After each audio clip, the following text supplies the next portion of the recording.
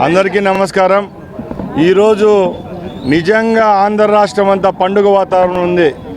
ఎక్కడ చూసినా తెలుగుదేశం పార్టీ వచ్చిన తర్వాత మొట్టమొదటి 18 రోజుల్లోనే ఏమైతే చెప్పామో అది చేసి చూపించిన ఘనత కేవలం మా ముఖ్యమంత్రి వర్యులు చంద్రబాబు నాయుడు గారికే దక్కింది। ఎందుకంటే ఈ రాష్ట్రాన్ని దివాలా తీసి బడ్జెట్ను మైనస్లో తీసుకుపోయిన ఆనాటి ముఖ్యమంత్రి జగన్మోహన్ రెడ్డి అయితే ఈరోజు ఇచ్చిన మాట నిలబెట్టుకుంటూ 1వ తేదీనే ప్రతి ఒక్కరికి ప్రతి ఒక్క కుటుంబానికి ఎవరెవరైతే పెన్షన్దారులు ఉన్నారో వాళ్ళందరికీ పెన్షన్ పెంచి ఇస్తున్న ఘనత తెలుగుదేశం పార్టీదే అని మేము ముందర తెలియజేసుకుంటున్నాం। మనొక్కసారి మేము ఒకటే చెప్తున్నాం, ఏదైతే చెప్పామో చెప్పనివి కూడా చేసి చూపించే బాధ్యత ఈ తెలుగుదేశం ప్రభుత్వం మీద ఉంది। ముఖ్యంగా ఈ రాష్ట్రంలో 65 లక్షల మంది పెన్షన్దారులు ఉన్నారు। ఆ రోజు 3000 ఉన్న వృద్ధాప్య పింఛన్ 4000 చేయడం జరిగింది। 3000 ఉన్న ఫిజికల్ హ్యాండిక్యాప్ పింఛన్ ఈరోజు 6000 ఇస్తున్నాం। అలాగే సుమారు ఈ రంగంలోనే 28 రకాల పెన్షన్దారులు ఉన్నారు। వాళ్ళందరికీ అందించే విధంగా ఈ తెలుగుదేశం పార్టీ మా ప్రభుత్వం చర్యలు తీసుకుంటా ఉంది।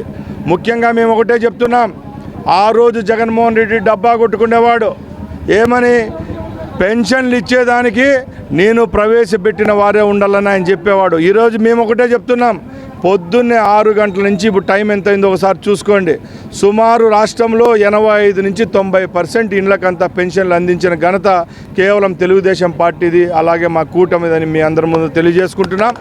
ఇలాగే ఈ రాష్ట్రంలో రాబోయే 5 సంవత్సరాలు కూడా పండగ వాతావరణమే ఉంటుంది।